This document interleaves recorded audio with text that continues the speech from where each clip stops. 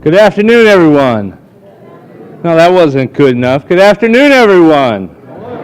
I know you've just eaten. I've just eaten as well. I'm going to hopefully make this interesting for you. And I'm not certain if the slides that I brought for later on are going to be up. Hopefully by the time I get there, they will be. So I have a confession to make. When the alarm went off this morning, I almost didn't make it. It was in the 4s. I'm a night owl. My number usually starts with a 7 in front of it, sometimes a 6. 4s are, I don't do 4s. 4s are not my thing. And I almost hit that snooze button. I was in Cleveland earlier this week. I've been on the road 16 of 31 days this month. But I woke up, got out of bed, showered, got dressed, and I came here today. And I came here today because we really need you. You often hear the line, I'm from Washington and I'm here to help. Well, it's backwards. I'm from Washington and we desperately, desperately need your help. What's happening in our country cannot be confused and should not be ignored. I'm sure you've all heard of implicit bias. I'm sure you've heard of the term microaggressions. What's happening today is explicit. It's a macroaggression on a grand scale. And I'm afraid that's what is happening today is really nothing less than a systematic attack on people of color, on low wealth, white, black, and brown people, on immigrants, and on women. And while I represent a nonpartisan organization, the National Community Reinvestment Coalition, I urge you, if you take nothing else away from this speech today, I urge you not only to vote in November, but to get 5 other people to vote as well. The country needs you. We need you. We desperately need you in Washington. And please, please don't waste my 4-something a.m. wake-up call here today. So I'm Jesse Van Tol. I'm the Chief Executive Organizer. I do think of myself as an organizer of the National Community Reinvestment Coalition. I want to thank Chip for inviting me here today. Thanks to the many NCRC members and partners in the room, probably too many to name, but I see Barbara and Adam Blake and Sally Martin and others who have been a part of our coalition. And I think you know I'm going to talk about these community benefits agreements, which you'll hear about more in the next panel, and I'm going to talk about the Community Reinvestment Act. But I want to root that a little bit first in really a broader discussion. So our economy is not a just economy. Our history of disinvestment has created a self-fulfilling prophecy in many neighborhoods. Historic and ongoing discrimination shapes our current situation. 3/4, this is research that we did, 3/4 of the neighborhoods that were redlined in the 1930s today are economically distressed. 75%. Those places that were historically starved of capital, of credit, whose people could not get loans and therefore could not buy houses and start small businesses, and therefore could not build wealth, today still struggle because wealth building is intergenerational. Half of first-time home buyers today are able to buy their home. Why? Because they got a gift from their parents to buy that home. Over half. Wealth building is intergenerational. We pass down to our children. And when your community has been redlined and when your people have been discriminated against, there is a multi-generational effect that you can see showing up still today in our neighborhoods and with our people. I could cite some statistics about what's going on in Cleveland, but you have the presentation from Frank, you have conversations from others, and you know it better than I do. So instead, I'm going to talk just a little bit about, when we talk about community reinvestment, what we mean. And it's about people and it's about communities. So a quick personal story. I'm going back to when I was 9 years old. And I grew up in Memphis, Tennessee, a segregated city with, as you know, a significant history around the civil rights movement. And my family lived in a two-bedroom house just down the street from what was then called Memphis State University, University of Memphis. All 7 of us, 4 boys, slept in one room on 2 bunk beds. My parents had the other bedroom. My sister slept in what you might describe as a breakfast nook. And believe me, she doesn't let us forget that. And we were poor. But we were that kind of family that didn't know that we were poor, at least the children. We knew we were poor in retrospect. Maybe my sister knew it at the time. She probably felt a little poor, sleeping in the breakfast nook.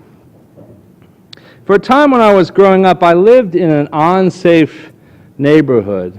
And I want you to bear with me, because when I describe this neighborhood, some of you are going to be like, you know what, this white boy does not know what an unsafe neighborhood is. And some people wouldn't have called it unsafe or violent neighborhood because it was a white neighborhood. And the kind of violence that existed wasn't always recognized as violence. I say we lived in an unsafe neighborhood because we lived directly behind Frat Row. And many a weekend, the fraternity brothers would throw large parties, get drunk. Occasionally they would do things that were humorous or amusing. They would streak down the road naked, and we had a good laugh about that. But the number of times I saw young men leading drunken young women off, incapable of giving consent, it makes me sick to think about it today. What I'm telling you is there were a lot of Brett Kavanaughs around where I was growing up. I lived in an unsafe neighborhood. My neighbors would fly the Confederate flag on Martin Luther King Day, which also they would celebrate the birthday of Robert E. Lee. Created an atmosphere of racial animosity. In a lot of ways, the Civil War is still alive and well in the South. And one time this safety issue became very real for me. Some of you have had that dream of you're running and someone's chasing you and they're catching up. Mine is a real story, and I got caught. I was 9 years old walking down the street eating an apple core. And when I was done with it, I threw the apple, the core, into my neighbor's bushes. But it went a little too far. It arced a little too high. I was a pitcher, strong arm, arced a little too high, hit the porch and bounced and hit his window right as he was coming around the corner. "You little shit!" It's not bad swearing if you're quoting somebody, right? I can do that. That's what he screamed at me. And he chased after me, caught me, grabbed me by the neck, and lifted me into the air. And I swear, he only set me down because the piss running down my leg was going to get on his jeans. And I was terrified. I was terrified. This happened to me when I was 9 years old. And I say this because I grew up in a neighborhood that in a lot of ways was very unsafe. There were forms of violence happening around me that weren't recognized as forms of violence. But I don't say this to let you know that somehow I had it hard, It's not to complain. Some of you probably had worse things happen to you in your life. Some of you probably grew up in neighborhoods that were worse than this neighborhood. This is a story about opportunity. It's about the fact that your zip code really determines your lot in life. Research has shown this. Your zip code is very determinative of your economic mobility in life, of all kinds of social indicators of whether or not you do well. So when I was around 10 years old, my zip code changed. My parents managed to buy a house. They were in their mid-40s buying their first home, all of $90,000, and borrowing that amount terrified them. Initially, they had no credit history. They actually had to go to Sears and buy something on a Sears credit card just to build credit, just to prepare to be a homeowner years later. And they couldn't have done it, but they got an FHA loan through a special loan program for lower-income people. And when we got that loan and we bought that house and I moved into a different neighborhood, my whole life changed. This was an integrated, diverse neighborhood in Memphis. It had middle and working class, largely black and white people, some Latinos.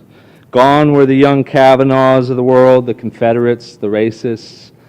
In this community, I felt enriched in all kinds of ways. Here I got to know the Joneses, the McDonalds, the Garcias. Now it's easy to stand here and look at me today. I'm the CEO of a national organization. Easy to say this guy was really destined to be middle class from the beginning. And yes, I've had all kinds of advantages and privileges in my life. I'm white, I'm male, I had two smart and loving parents. But I'm telling you how transformational that moment was for me. Moving into that neighborhood, buying a home for the first time, getting away from our old neighborhood. And the story isn't really about me, it's about us. I didn't know it at the time, but my family was the beneficiary of the Community Reinvestment Act. The bank made that loan, I am certain, because of CRA. CRA is all about communities, it's all about people, about transforming them in positive ways. And it's had a tremendous impact over the years, and it could do a lot more. Could do a lot more. I got out of that neighborhood, I joined a new zip code. For every kid like me, there are 10 or 20 or 50, thousands, millions who do not either make it out of that neighborhood or transform that neighborhood into a safe, healthy community with economic opportunity. And one of the things I'm going to tell you here today is that the Community Reinvestment Act works whether you do or not, but it works a lot better when you do the work, when we do the work. I'll explain that more as I go along. In 2016, we embarked on an effort to get banks to expand their lending, investments, and services in low and moderate income neighborhoods and neighborhoods of color. We had come through the foreclosure crisis, the financial crisis, having warned federal regulators about the growth of subprime lending, of abusive predatory lending. And the pendulum swung far in the other direction. Suddenly people could not get credit. Before there was too much credit, too much bad credit. Now people can't get credit, couldn't buy a home. And we were concerned about this. And what we ended up doing were these things called community benefits agreements, which since 2016 we've signed 8 of them, totaling nearly $90 billion, and that is with a B. And in case that number is too big to wrap your head around, as some of you know, many of these agreements lay out double-digit increases in lending and investments in philanthropy and services. We'll talk more about some of the specifics, but In one instance, a 100% increase in corporate philanthropy, a 50% increase in community development investments, a 100% increase in mortgage lending to low and moderate income people, leading the market, beating 75% of their peers in lending to all underserved segments, people of color, women, et cetera. These are some of the details of these agreements. And I want to give you some context. This had never been done before. And I want everybody to know that. This had never been done before like this. Community benefits agreements are an outgrowth of what were once called CRA commitments, CRA plans. Certainly CRA commitments had been negotiated, announced. Many of them, all of them, really at the local level, some of them without any community input or negotiation. I think Bank of America once announced $1 trillion commitment to low and moderate income communities. It was not formulated with organizations. It might have been formulated in consultation with organizations, but it wasn't an agreement with the community. Never been done before on this scale and in this way. Just to give you for example, in one case we met with 200 community-based organizations across 5 cities, really across the bank's entire footprint. 200 community-based organizations giving input. We formed these plans. Now, CRA plans have existed at the local level. That's true. Those have happened before. They've existed at the national level, but without the kind of community input that I'm talking about. But never before had they been done like this. The 3 banks that are here today, KeyBank, Huntington, and Fifth Third, represented the first 3 community benefits agreements that we did, totaling $62.6 billion. And actually on Monday in Chicago, we will announce a $2 billion expansion to the Fifth Third bank plan in recognition of their acquisition of MB Financial in Chicago. And these benefits agreements, as I said, they lay out lending and investments service goals. We're going to have more conversation on the panel about the progress, what the numbers look like. I want to give you a sense of this. I think of the 3 banks, there are only 2 goals that we set out that are not currently being hit. 2 goals not currently being hit. And that's out of, I don't know, 10, 12 goals overall. The meaningful changes that these agreements have driven in institutions, I don't have time to give you a list. I jotted down a few. I asked some of the banks about this. KeyBank, for example, in September, launched a secured credit card. Didn't have it before. Heard in the meetings that building credit was a challenge for people. Heard that a secured credit card could be a solution.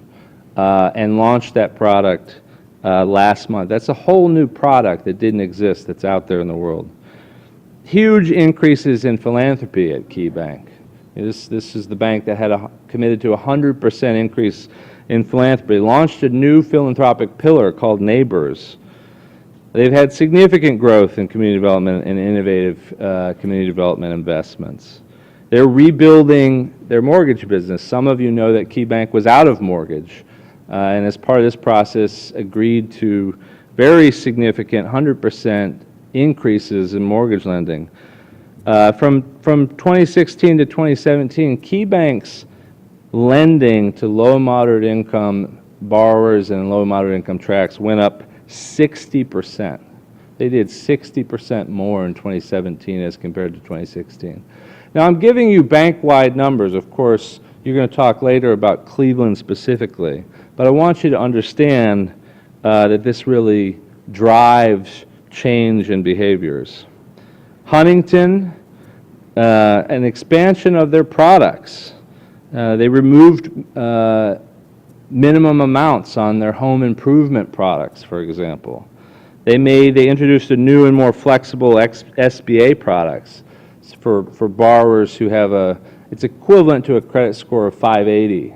And it's an 85% guaranteed product from SBA. So they're taking a risk to expand this flexible product. Very meaningful. A 16.5% increase in mortgage lending to low and moderate income borrowers from 2016 to 2017. And I sit on the Huntington Community Advisory Council and the Key Bank Council and the Fifth Third Council, lest I leave their brethren out. And I can tell you that we sit in those meetings and there are meaningful, deep discussions about ways in which they have changed, not just sort of company process, but company culture, about what they heard. They reflect on changes they made.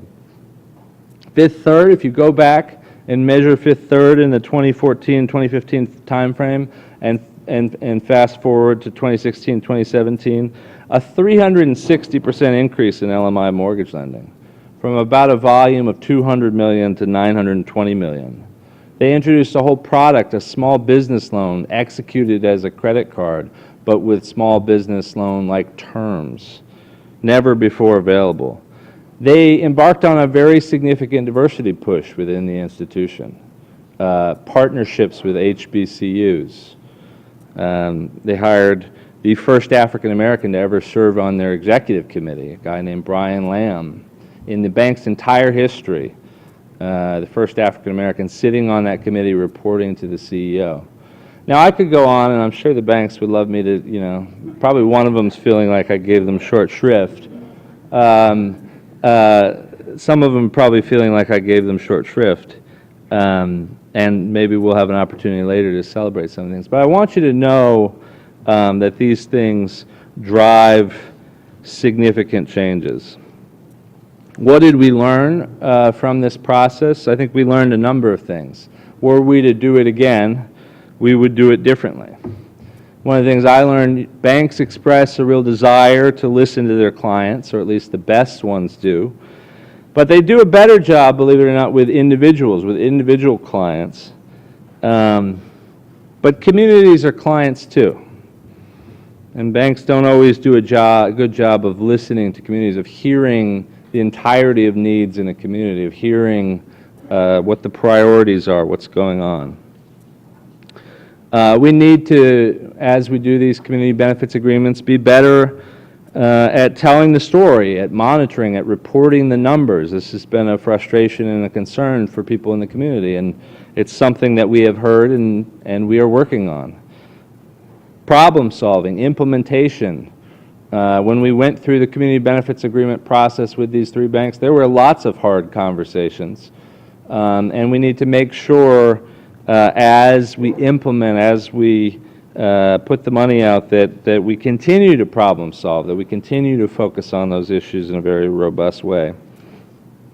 One of the things I learned, that Mitt Romney line, corporations are people too. Everybody remembers this? Well, corporations are people too. They're made up of people. And sometimes it's not as simple as sort of setting a goal and having a plan. A corporation is made up of people who have to implement on that plan. And sometimes the implementation is as good as the people. The problem solving is as good as the people. And not just who the people are, but how you engage with them and continue to engage with them and have a relationship with them on an ongoing basis. And making sure that that's not just the case for NCRC at the national level, but that it's true locally as well. I want to shift briefly to talk about CRA. Can I get the slides up here? Oh, okay. So we've got to work on that. So let me.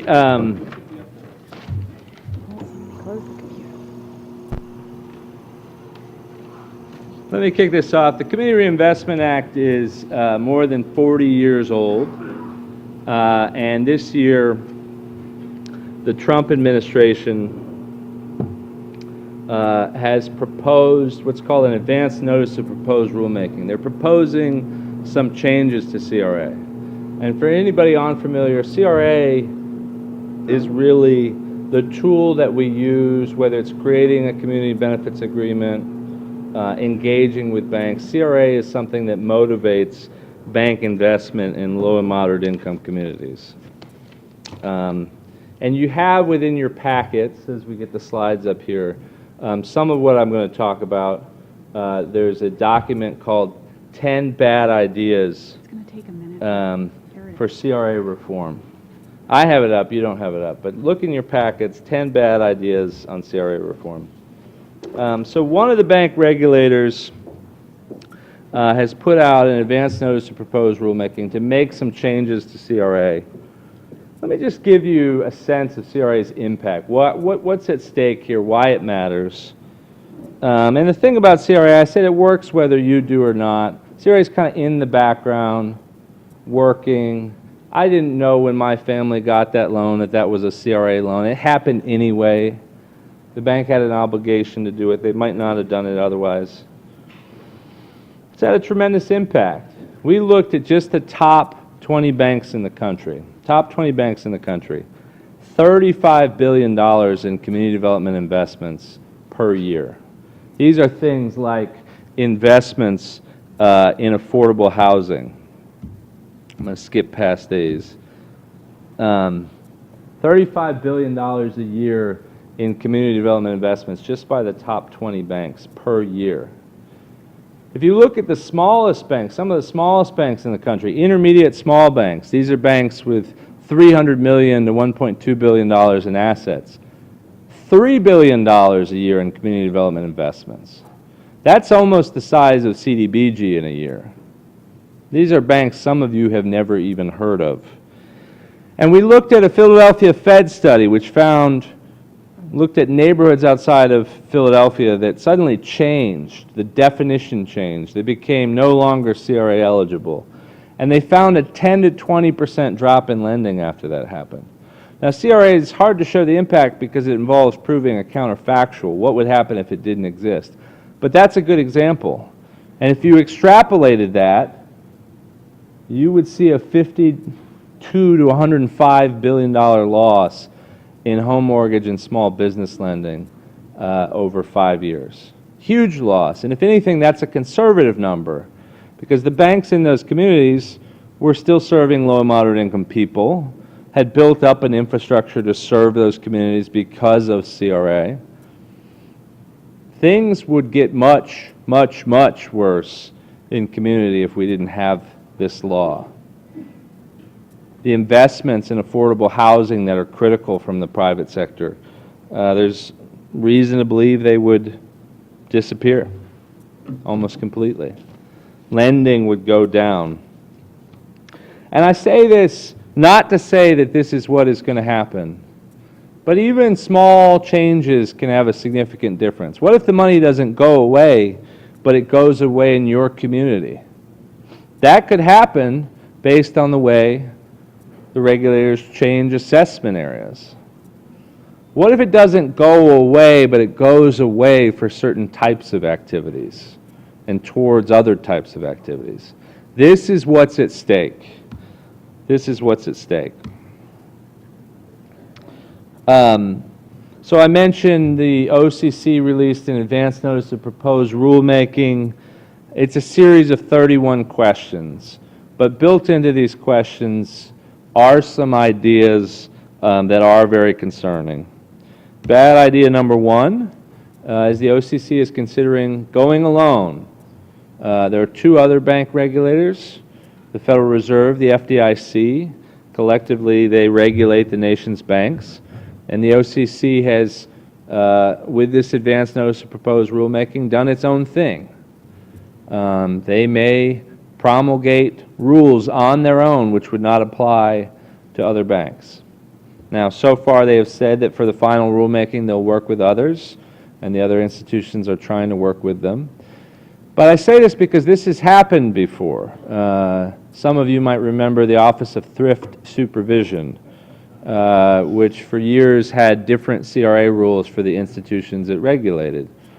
Those institutions, if you look at the list of institutions today that have failed their CRA exam or got fined, hit by the Department of Justice, CFPB, for redlining, you will find that the vast majority of institutions on those lists were at one point regulated by the OTS. They got a pass. And so what did they do? They stepped away from their obligations. They decreased their lending. They stopped worrying about whether they had branches in low and moderate income communities and in minority communities. Eventually it caught up to them.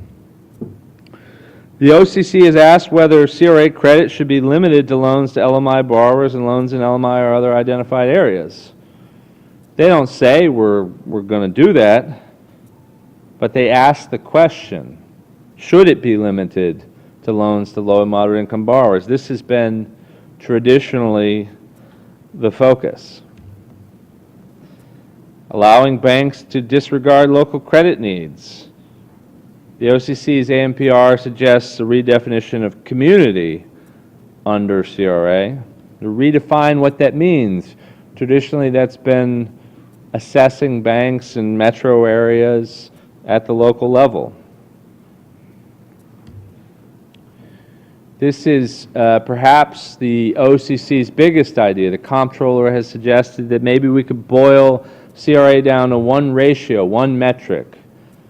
Count up all the things they do for CRA credit and divide it by deposits or assets, and you get a ratio, a metric. And if you exceed a certain level, you get a passing grade.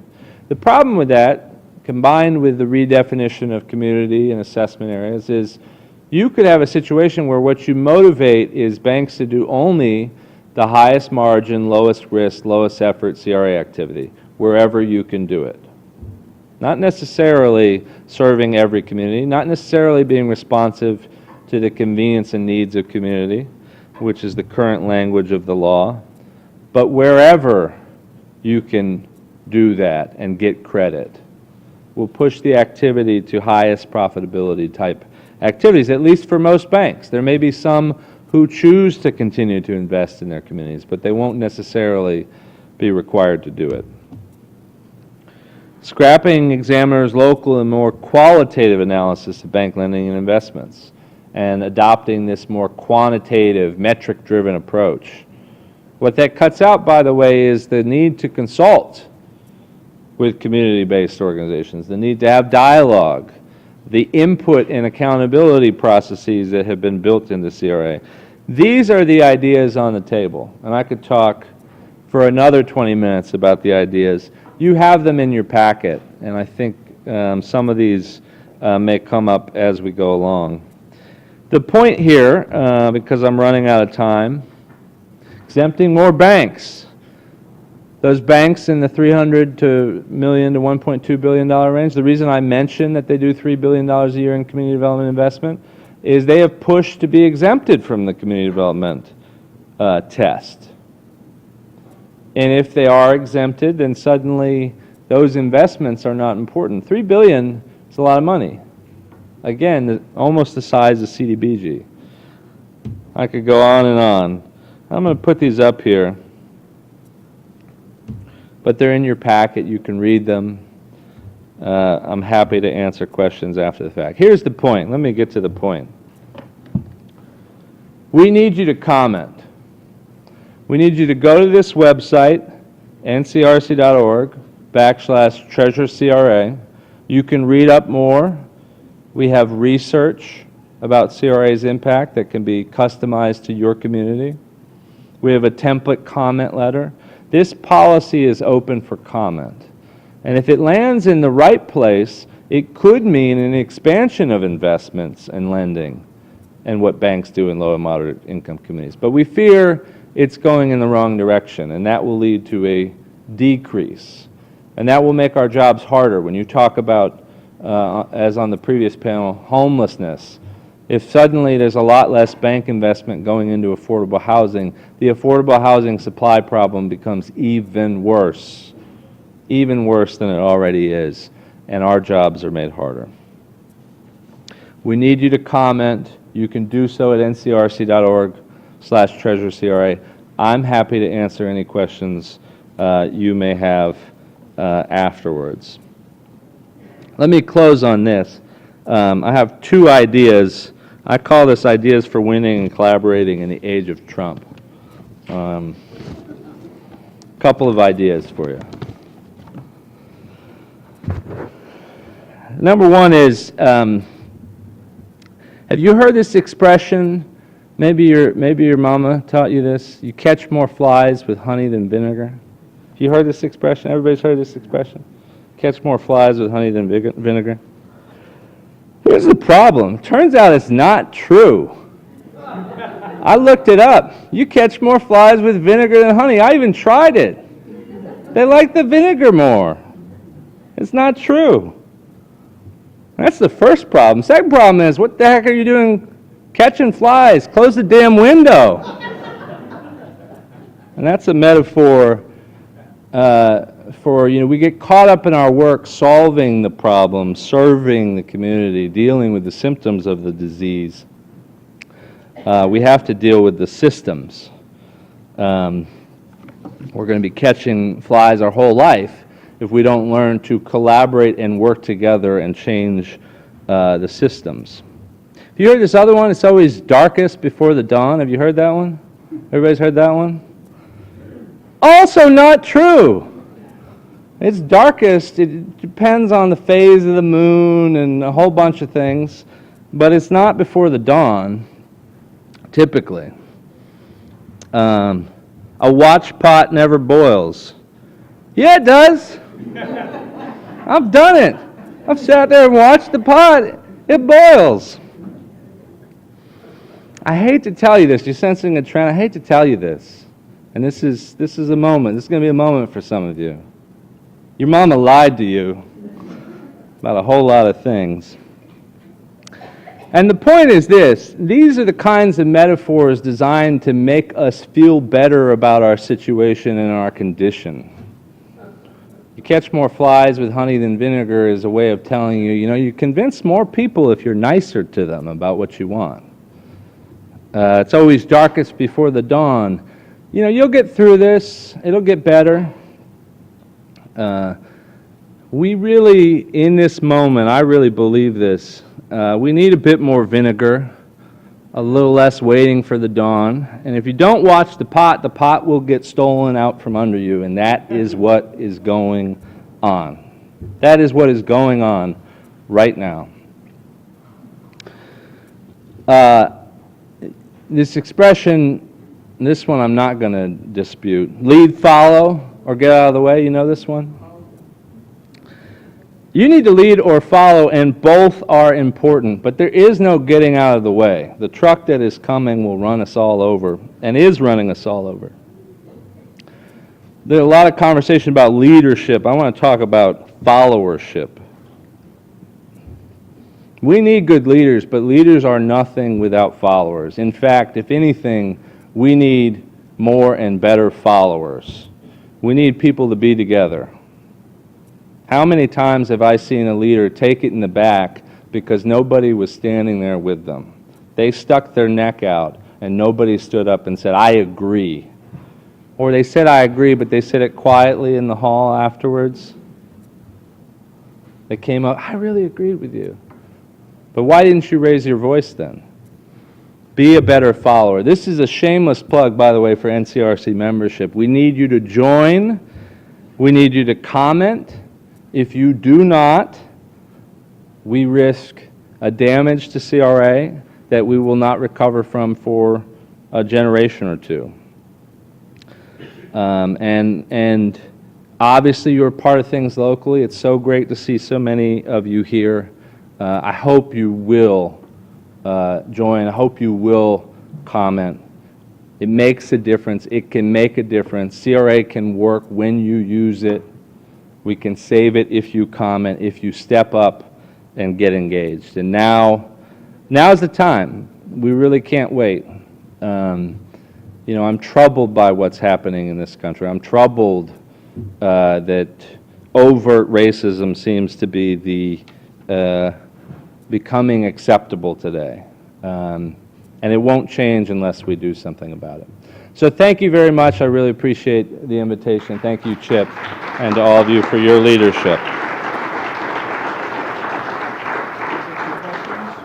Sure, if there's time. I can take.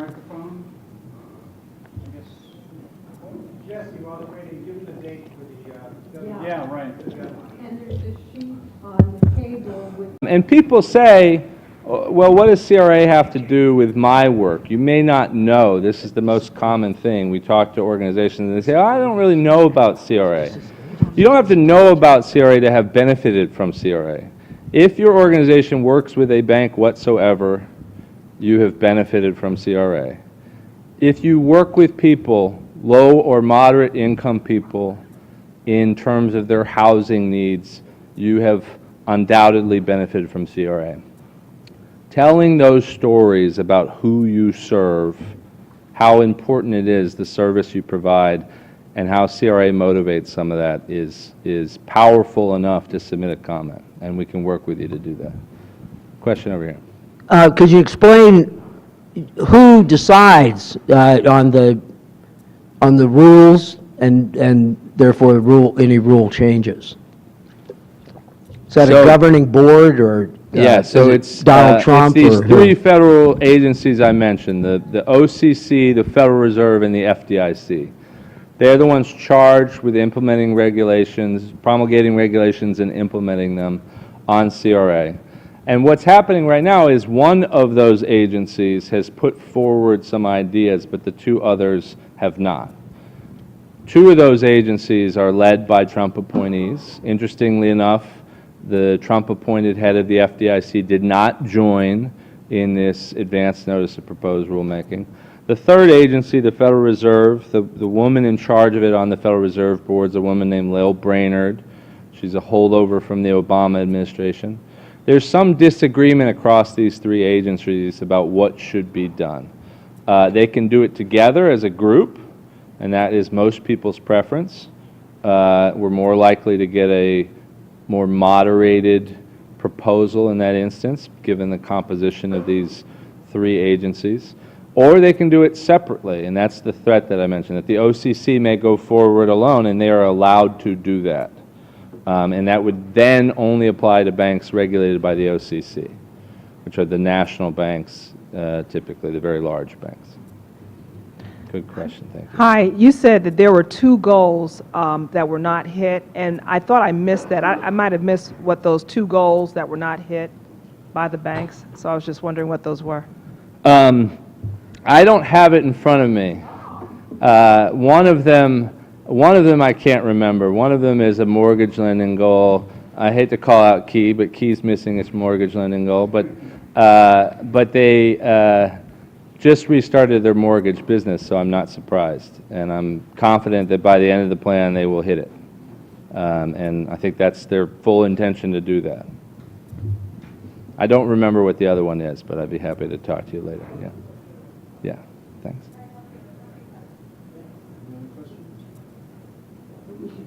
All right. Thanks again, everyone.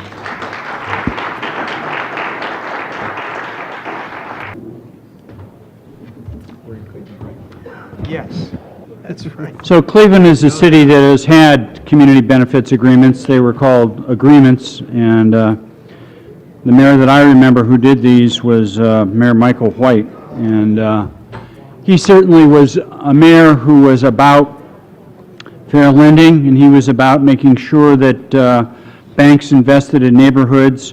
We heard from Pernell Jones this morning about getting the loan for the funeral home. You know, you will do it here. He was a guy who stepped up to the plate on this.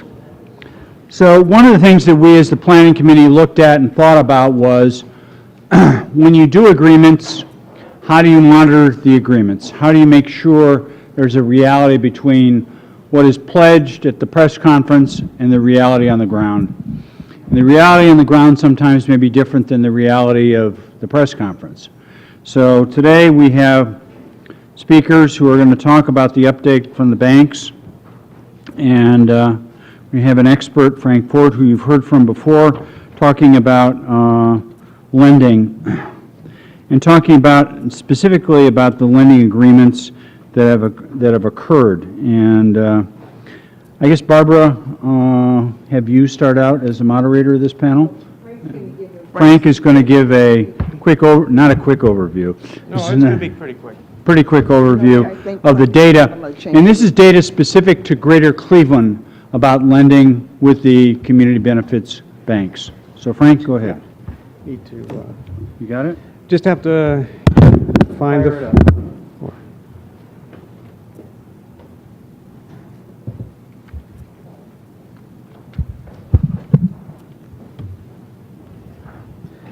So it's in the same PowerPoint. I just need to go to, let me just jump forward.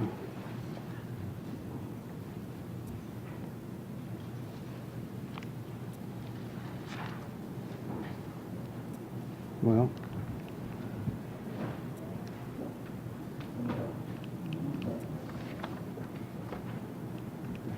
Well, it's not advancing the slides. I'm not sure why. I turned...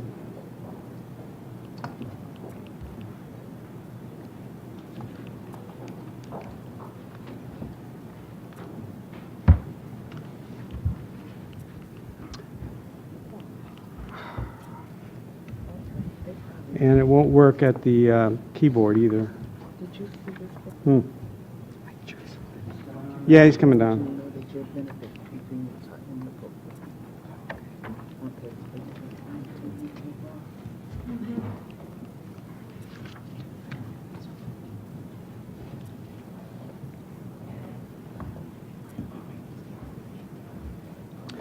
I tried to thinking maybe the power was off. I did it both ways, but She's gonna bring them to you. They're on page 18. oh, let me see if it works for this now. Yep, thank you very much. Thanks. I'm going to jump ahead to, I do want to start with this slide, which I showed before. There are going to be some limitations to what I'm doing here, and I'll acknowledge them right at the outset. One thing that I did, I talked about earlier, if you were here when I showed this slide, I said that I looked at Cuyahoga County's mortgage lending and not the metropolitan statistical area, and I used the Cuyahoga County low moderate income standard based on Cuyahoga County's median income of $59,000.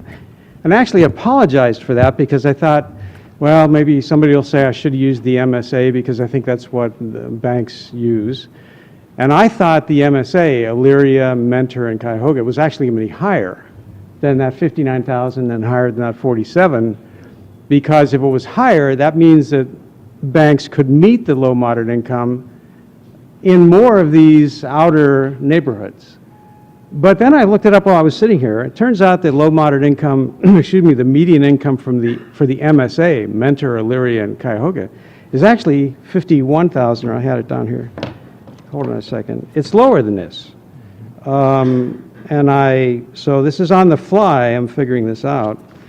The low moderate income level, the 80%, is 41,704, not the 47,000. So it's likely that some of these communities that I said would meet it in the outer suburbs and the West Inner might not. The bottom line is that although most of my research is focused on these 5 geographies, which includes the east side of Cleveland, I think it's still very legitimate to be looking at the east side of Cleveland, because there's no question that the east side of Cleveland, no matter what measure you use, is low moderate income, and almost certainly most of the west side of Cleveland as well, so most of Cleveland. Most of the data I'm going to go through here, and I'm going to do it, it's only 10 slides, so it's going to go fairly quickly, is a lot of it will look at either Cleveland or the east side of Cleveland. So let me now jump to those slides. Okay, so this is individual bank lending data and deposit data. First thing is, these are home purchase loan applications in Cuyahoga County from the top 20 lenders who made loans $50,000 or less. This was something we talked about earlier. Because of the low median home sale prices we have in the east side of Cleveland and some of the inner ring suburbs as well, there are communities where the transfers are taking place at less than $50,000. That doesn't mean they're bad homes. That doesn't mean the borrower is a bad borrower, because if it's a $45,000 mortgage, home sale, let's say, that has a borrower who can repay that, and the home does appraise for the 45, that's not an unsafe or unsound loan. It's certainly not the historical kind of loans that we had that got us into trouble 10, 15 years ago. But anyway, what this shows, this is research I just did like in the last 4 or 5 days, so I'm still seeing it for the first time myself, that it surprised me. Huntington Bank really stood out, and they're one of the 3 banks with a community benefits agreement. Had the highest number of loans made at 50,000 or less. Then over on the far right, you see the approval rate. I did put in red any of the approval rates. There's only a few that were less than 50%. But Huntington is way up there, a third federal savings and loan. This may surprise a lot of people. New York Community Bank made the 3rd highest number of loans at 50,000 or less, and their approval rate's 93%. One of the things I think this suggests, and I was talking to Mike Cosgrove about this earlier, is we really need to sort of investigate. So how is it that some banks are able to do this and other banks are struggling with it? And how is it that Huntington is doing this? How is it that Third Federal did it, New York Community Bank? And I'm saying this is, I'm still sort of beginning this research. I'm willing to dig deeper, and I'm willing to work with any of the lenders to try to figure out, so how do you do that? I think we need it. We definitely need credit, home mortgage credit, that's at that lower level to help neighborhoods recover. And I think, again, it's really important to stress what we're not talking about is making loans that are risky loans from 15 years ago where there was no proof of anybody's ability to repay or the appraisal was inflated. I'm just taking this example of a $45,000 home sale where the borrower can repay, has the demonstrated documentation, and the home appraises for 45. We want lenders to look at that and say, that's business I'll do, and not just the loans that are $250,000 out in the outer suburbs. Anyway, I'm going to move on because I want to keep this going. So the next 2 slides are, I wanted to look a little bit at just the 3 banks that have community benefits agreements, and in this case, look at 2015, 16, and 17. I think the agreements, in fact, somebody help me here, were the agreements signed, any of them in 2015, Jesse, or were they all signed in 2016? So 2015 would be the base before the agreements. 16 and 17 would be what's happened since they signed. No? Oh, okay, well thank you for clarifying that. So let's clarify, when were the 3 banks, when did they sign their 3 agreements? It was in the latter part of 2016. Okay. And to take effect starting 2017. And is that for key, all 3 of them? Correct. Yes. All right, Yeah, it's in the book. okay, I haven't seen that, okay. But they, Barbara, did you want to ask something, or? No, I'm- Okay, I all right. wanna add, but So, they- anyway, for me, it's still worth looking at some, you know what? This will only distract me right now. Take this back. Okay, I'll leave it here. All right. So, 50,000 or less loans. Again, Huntington is up there. And I guess if we say that 2017 is the first year, then 2016 becomes the base. And in that case, KeyBank is increasing from 2016, from 11 to 16 loans. Fifth Third is pretty much at the same. And Huntington, in this case, looking at it from this perspective, is actually coming down slightly from 2016. The next slide was intended to be the same format, and I don't know why. I worked on this for a long time, and I couldn't get it. It looks terrible. And also, the colors got transposed, so now the colors are different.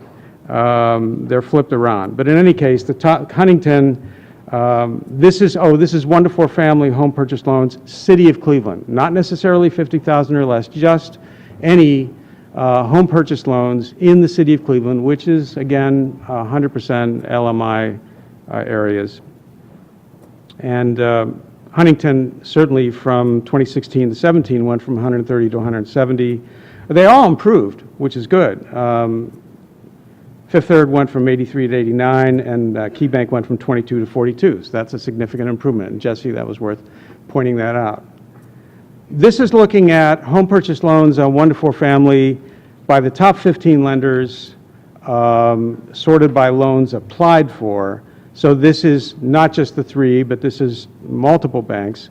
The banks on the left with a red highlight are the three with community benefits agreements. So again, now here we have Third Federal way at the top in making 1 to 4 family home purchase loans in the city of Cleveland. Howard Hanna is high, Quicken, Huntington is high, First Federal, SNL of Lakewood. So I think that some of those probably wouldn't surprise people. There's two basic columns. There's the number of loans in the middle, and then there's the dollars applied for. You could see that the percent of loans at the highest is like 88% of what was applied for that was loaned, and it's comparable when you look at the dollars. You get a similar amount. So I'm going to continue. This is looking at just the east side of Cleveland. The same information, but just the east side of Cleveland. And here Huntington is at the top, again with 60 loans made. Excuse me, loans made is 43, 60 applications. And before I forget, let me note something. It is really important to consider how many applications were received, because we, I think, want a bank to recruit, to market, to solicit applications. You want that. So to me, it's significant even to see 60 applications for Huntington from the east side of Cleveland. And if you look at the bottom, Chase Bank only received 9, U.S. Bank 15, Fifth Third 15. So those are, to me, that says something about what's the outreach being done that even generates those applications to come in. That's not the whole story, but it's something worth noting. Then, of course, over on the far right, you've got the approval rates, again, of the dollars, and in the middle, you've got the approval rates of the loans.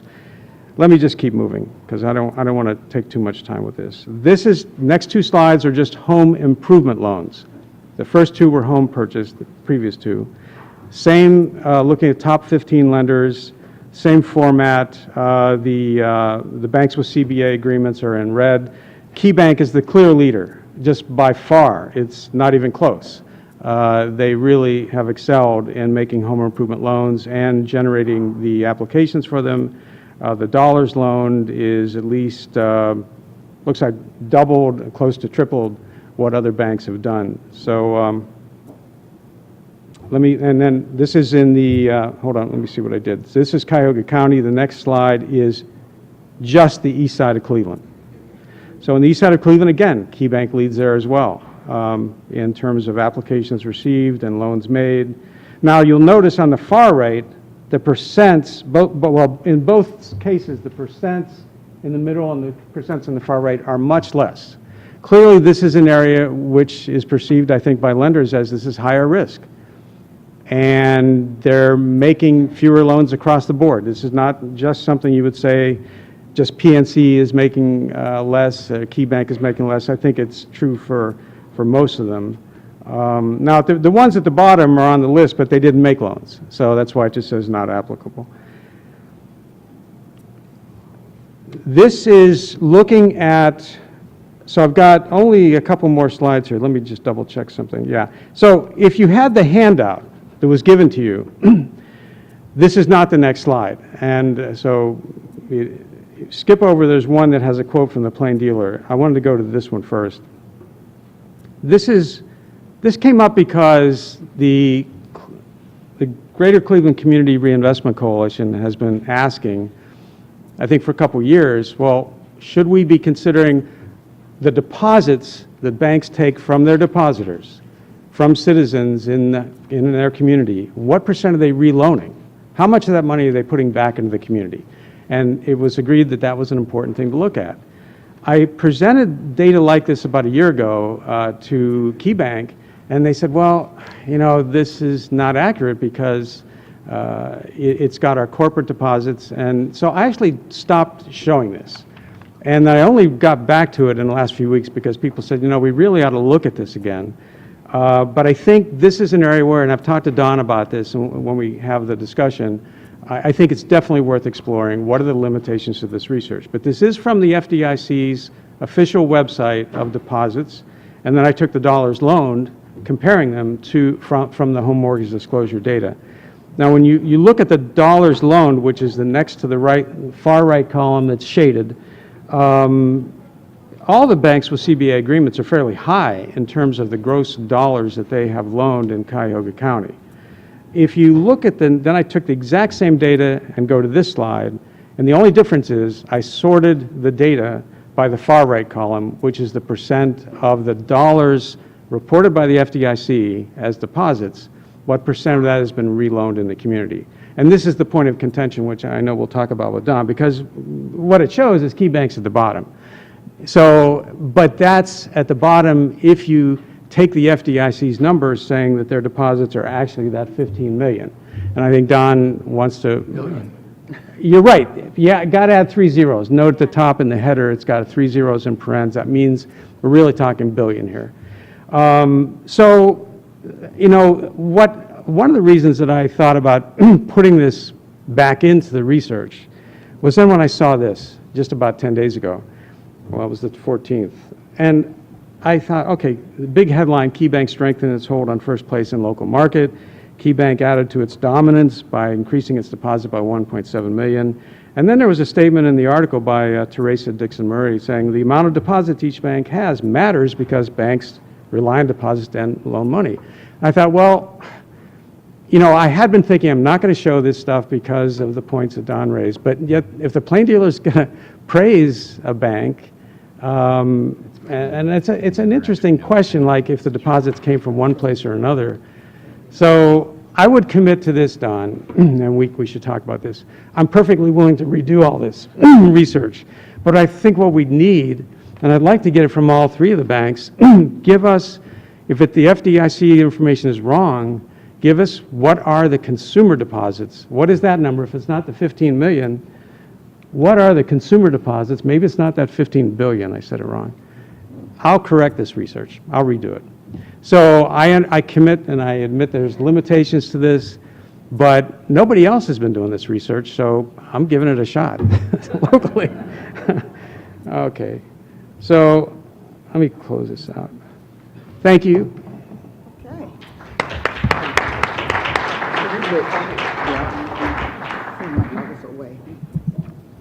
Well, I've got a pretty hefty challenge, because if you're anything like me,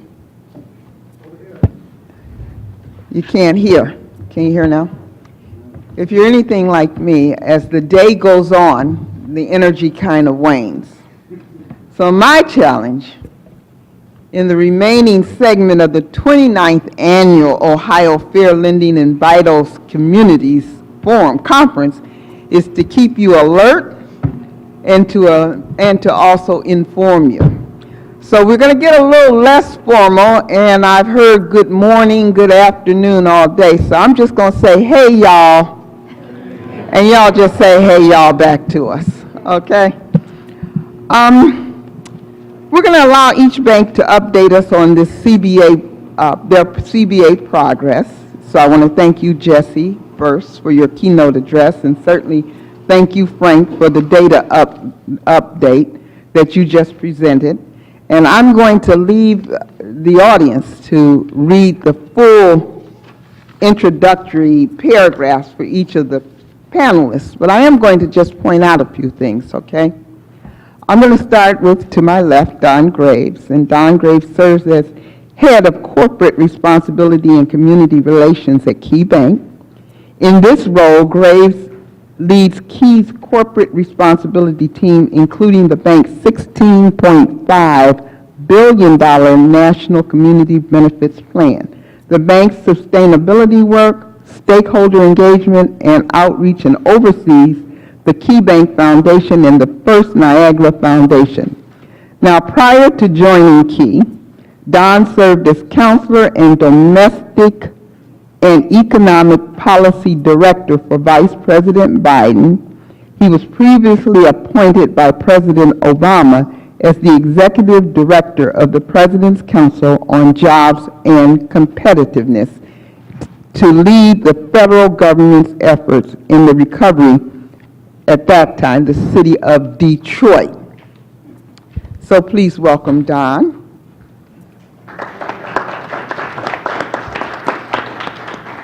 And then next to Don is Royce A. Sutton.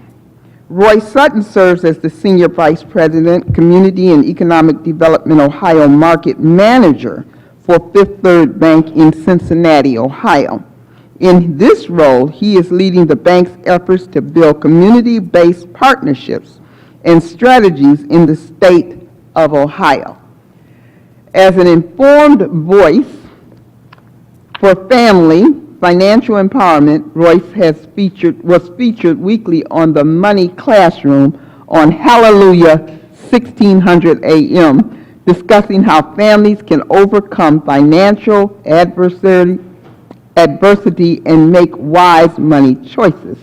He led the $1.3 million, is that 13 million? $13 million Better Family Life Cultural Education and Business Center and an educational services partnership that brought free income tax preparation to college-bound Hazelwood School District families. Please welcome Royce. And finally, returning star, Stacy Glenn Short, is Senior Vice President, CRP, CRCM, I don't know what any of that means, Corporate Community Development Program Director at Huntington Bank. Stacy joined Huntington in 1999 and serves as the Community Development Program Director. She has over 31 years of banking experience and previously held positions at Mercantile Safe Deposit and Trust and Bank One, where she was responsible for both consumer and commercial lending.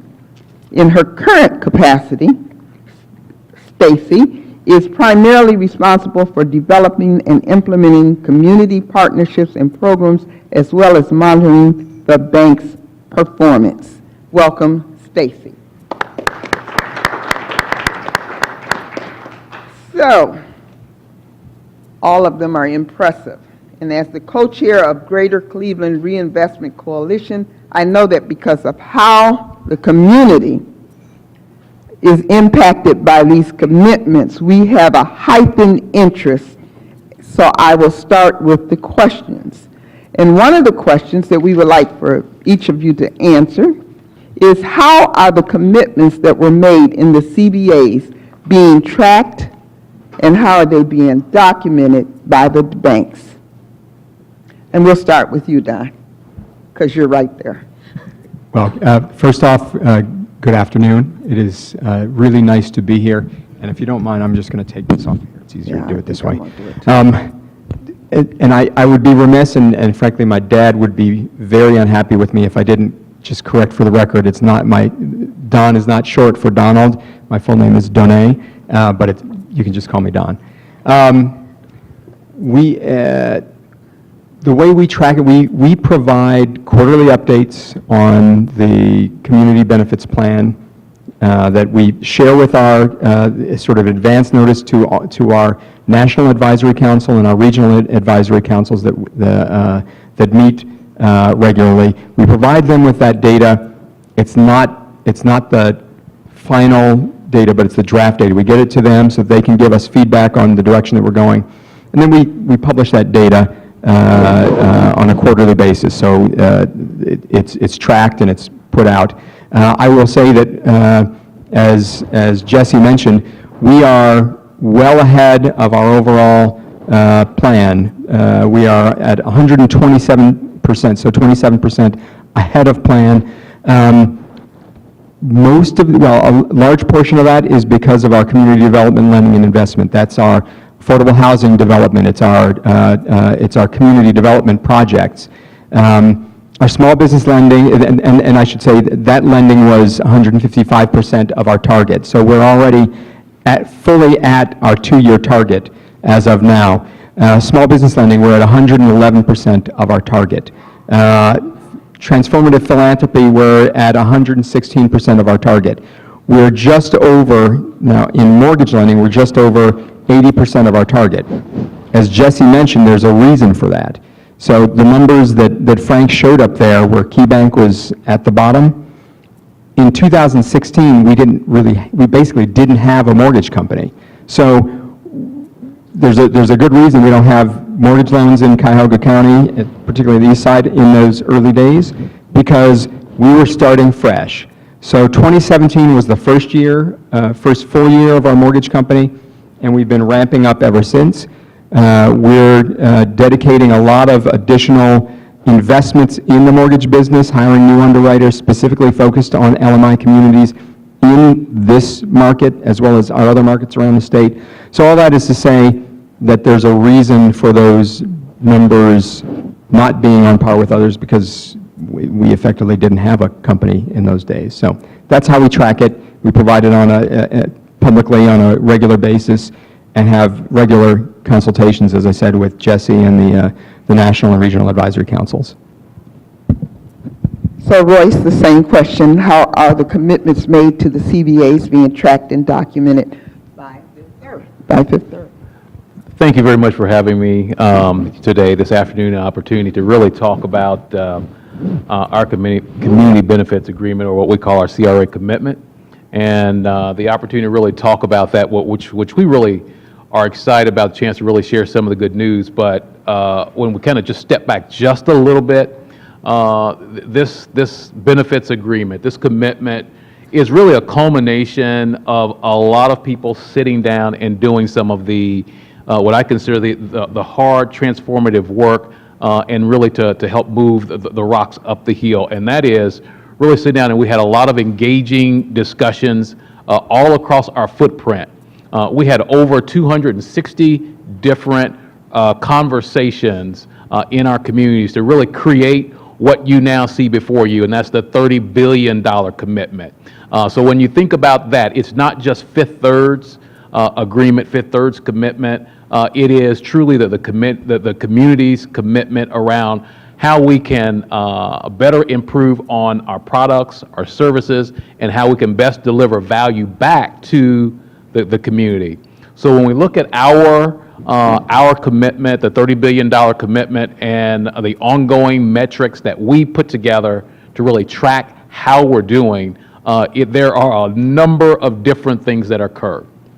First of all, this is a top of the house. This is the very senior management priority that we have within our organization. So it is on our management committee discussions and on their agendas, and that is a discussion that is talked about consistently in terms of how we're performing against what we have committed to the community. Other pieces and ways that we go about doing that, we have a series of internal reporting matrix that for every affected line of business, they're looking at the numbers every single month in terms of how we're tracking, and then if there are ways that we can go in and mitigate and make some adjustments. As you saw on the numbers a little earlier, from the home improvement side, that was not a strength for Fifth Third Bank. Okay, and in terms of really looking at that, which was mentioned by Jesse a little earlier, we've gone in and created a product that is specifically addressing that gap that we saw within our performance as a whole. But when you look at the other ways in which we are reporting back, we also have our CAFs, our community advisory forums, in 5 different markets throughout our footprint. The one that really handles for Cleveland is an Ohio-based CAF, and in those CAF meetings, we're having discussions specifically about our production, our results, the people, the products that really make this happen. We put out a newsletter at least twice a year to the community so they can get a chance to see exactly how we're doing. So community leaders all across our footprint are receiving that newsletter. We also we have what we call strengthening our community meetings, which is an opportunity to really spotlight key partnerships that we have within our markets, whether those are grants, whether those are investments that we're making in the market. That's a chance for us to report back. And Pat Ramsey, which is the lead here in the Cleveland market, when is the next Strengthen Our Communities meeting? November 15th. Okay, so Pat is leading that effort, and will be an opportunity to really see and hear and feel what that looks like relative to the performance. And then also, when we look at our partnerships, it's not really with the idea of of just saying, okay, this is just lending, or this is service only.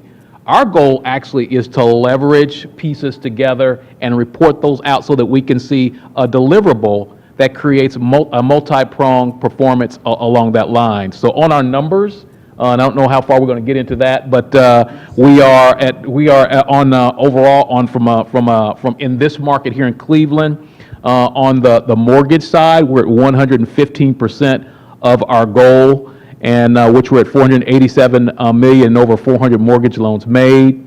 On the small business side, we're at 108% of goal, 308 million and over 1,500 small business loans made.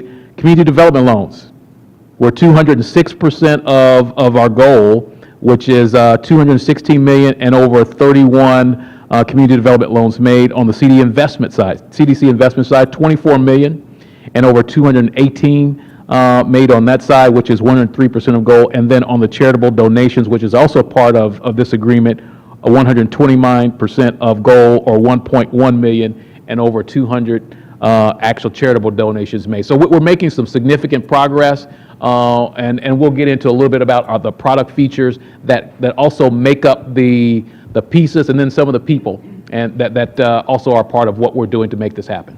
Okay, thank you, Royce. Stacy, you're up.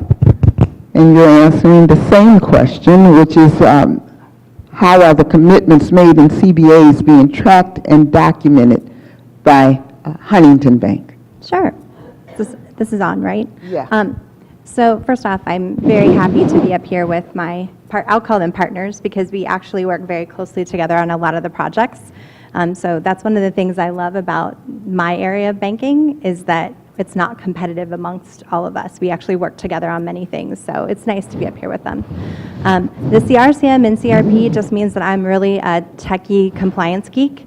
That's what all that means. And so in that vein, the way that we monitor and track the information at Huntington sort of starts from the top with our board of directors. We have a committee called the Community Development Committee of the bank, which is responsible for monitoring for the board of directors where we stand with our community development commitments, where we stand on fair housing and fair lending, our testing, also where we stand with UDAP, so unfair and deceptive acts and practices. So it's a really, I believe, a well-rounded committee in that we're sort of talking about all the things that are consumer protection related.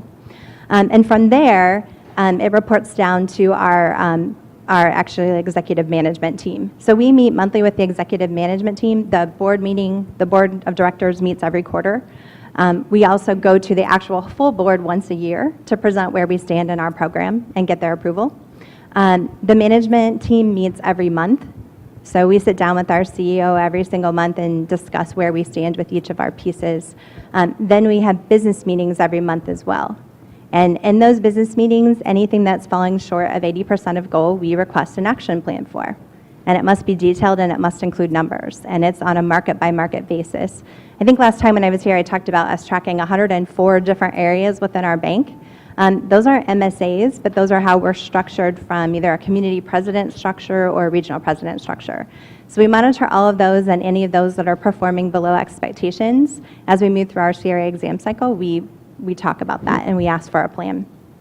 And then lastly, we have meetings with just specific ELT members. And all part of that process is monitoring where we stand with either the community development program, our fair lending goals, or our CRA goals. Thank you. Now, probably all three of you have answered this question, but I'm going to give you an opportunity to elaborate on it. I heard you talking about how far over the goals you were for this year, but the question was, what progress has been made in categories laid out in the agreements since they were finalized and announced in 2016? So if you have something to add to what you've already said, I'd love to hear it. Yes. Thank you, Don. Well, I'll just quickly start by saying the same sorts of things that my colleagues are doing, we're doing internally for our practices. I just didn't, I thought you wanted us to just get at a high level so we could get deeper into the questions. So all the same sorts of business practices, CEO engagement, board engagement, all the internal reporting metrics, analytic tools, they're all there as well at Key, just for the record. I just say that what's really important is, and I think all of us are thinking about this this way, particularly as a result of the conversations we're continuing to have with Jesse, the numbers are just numbers. The more important thing is the way that we think about how we approach communities, and it's a much more holistic, strategic approach. If you think about Cleveland, this is taking a little off track, I'm sure, but if you think about the Cleveland market, 66% or so of Clevelanders are functionally illiterate. 36% of Clevelanders live in poverty. Black infant mortality is 6 times greater for blacks than it is for whites. The high school graduation rate, which went up this past year, 71%, but college attainment is down by 10 or so percent. So these are numbers that you all know well. The reason that I'm raising that is that part of what we're trying to do, and what Jesse was talking about before, is less about hitting specific numbers. And I'm sure that's, you want us to hit those numbers. But more importantly, it's our philosophy, our approach to how we do this in the communities. So you're asking what beyond what we said before on the numbers? It's the ways that we approach trying to solve the big challenges that our community has. So if we think about being able to get someone in a home and keep them in a home and give them the support they need with home improvement loans, part of that is also thinking about how we as companies invest in the communities for economic development, for job creation, for educational attainment by supporting schools, by providing pathways into our companies and other companies around the city, and then providing that basic support system that the community needs, that maybe in a suburban town, maybe if you were in Chagrin Falls, it's assumed that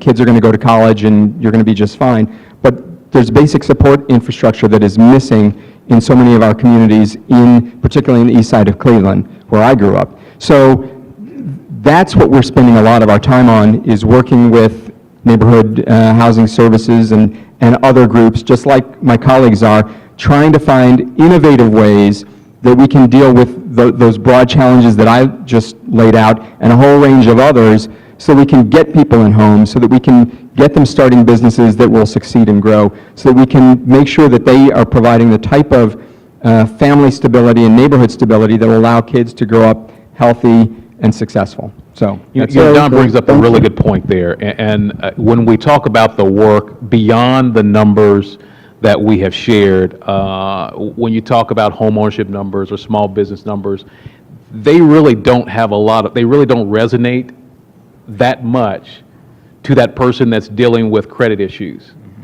or to that person who is really figuring out, what they're going to do. They're going through a foreclosure crisis issue.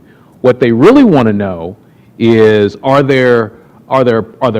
is there someone there that can help me with my issue? Is there a structure that's put together? And that's a lot of the work that we find ourselves doing now, and that we've discovered as a part of just the ongoing engagement that we have with our community partners, is that in order for me to get to someone on the home ownership side, I've got to also deal with some other factors. It may be issues of safety, it may be education, it may be things that are workforce development related. So we find ourselves, as well as a part of this, really supporting and finding ways to build up those areas in our communities to ultimately get to helping someone to become a small business owner, helping someone to purchase their first home. We spent a lot of time on workforce development. In fact, it's a key priority for us in 2019, because it's just as a result of conversations and discussion, it makes sense. It really does make sense. In order for us to get people to the level where they want to be, you've got to have the right structures in place. So being a part of things like the Mayor's Transformative Initiative are important parts of really what makes this community grow, develop, and help us to be a great community partner, and then leverage the tools that we have. Most people, when they think of a bank, they think of the branch that sits on the corner. And we know that there's so much more that's involved with that. Thank you. Stacy? I would just like to add that one of the things that I appreciate most about, as I called them partners, is because not any one of us is an expert at all things you've seen here today. There are certain things that Don has that I love that we don't have, right? And I'm sure there are things that we do at Huntington that they're not an expert at. And honestly, that's one of the best parts about our partnership is that when there's something that comes across my desk that I can't do well, then I'll reach out to them and we'll work together to figure out how we can do that. So I think that's probably one of the most unique pieces about the space that we're in, and when it comes to really trying to make our communities better with all of us working together. And I did skip over my numbers, so just to be held accountable. We're at 150% of our goal right now, and so we have completed $8 billion against our $16.1 billion goal at this time. Beautiful, beautiful, thank you. I'm going to move on to the third question, but I'm so happy to hear about the community involvement that I've heard from each of you, and I like to think of it as the front porch approach. We love to hear the numbers. I like to hear billions and trillions that's coming back to the community, but a lot of times people are just looking for how does it impact me? What resource did I get out of it? How is this going to change my life? When I walk out on my front porch, what does that mean to the abandoned or vacant home in front of my eyes? How long will it take for that to come down? And student loans, or how am I sending my child to college? How can I get feel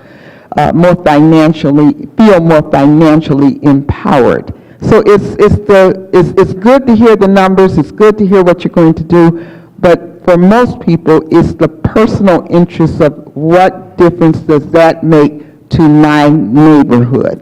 So on that, I'm wondering, how are the banks approaching the remaining years of your CBAs? And how is that going to impact? Well, you know I'm going to ask about Cleveland. I won't break it down to specific neighborhoods, but how is that going to impact Cleveland? Okay?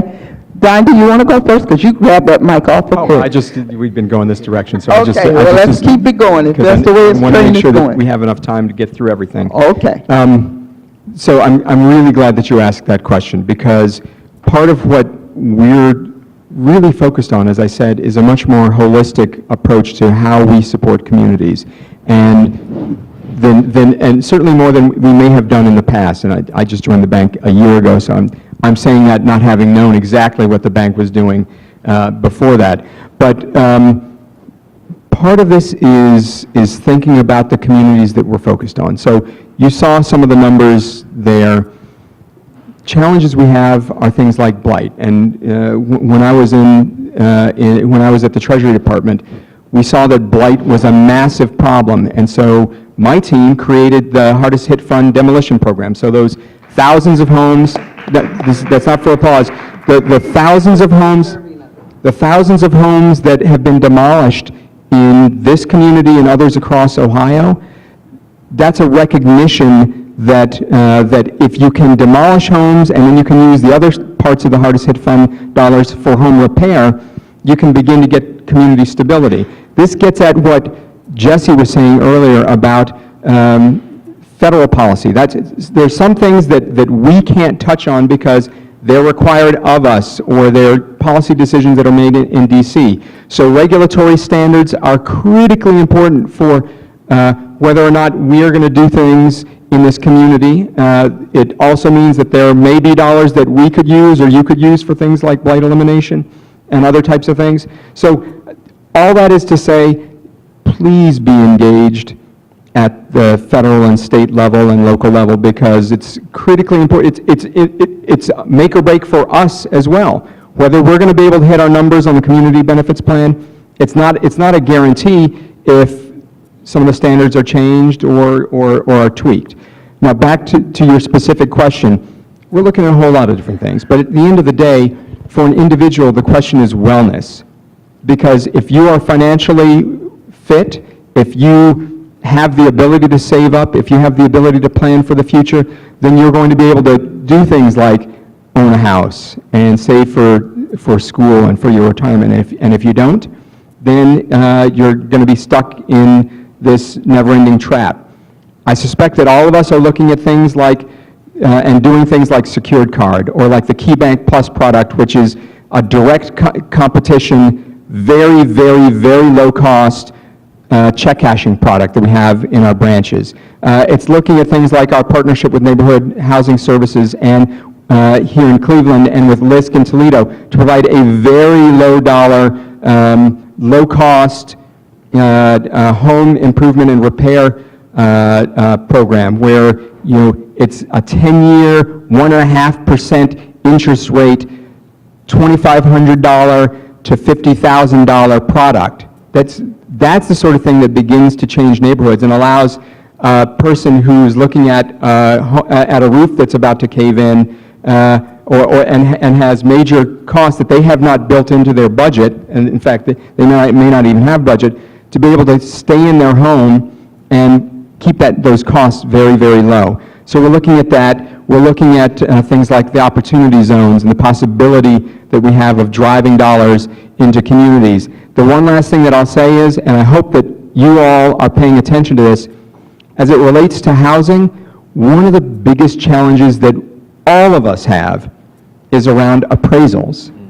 Because when you have appraisal standards and appraisal processes that put us in a place where they're looking at comps from 2 neighborhoods over, and because those are the houses that sold in the last year, and those comps are at $10,000 when we know that the house that's in this particular part of the neighborhood is worth $45,000 or $50,000, that has a chilling effect on banks' ability to underwrite loans in those communities. It's something that we are committed to continuing to look at, and I know that it's a challenge for our friends here, but we would love to find ways with you all to look at issues like that are preventing so many of the folks in our neighborhoods from being able to get in their homes or sell their homes. So I'll stop there. I talked too much.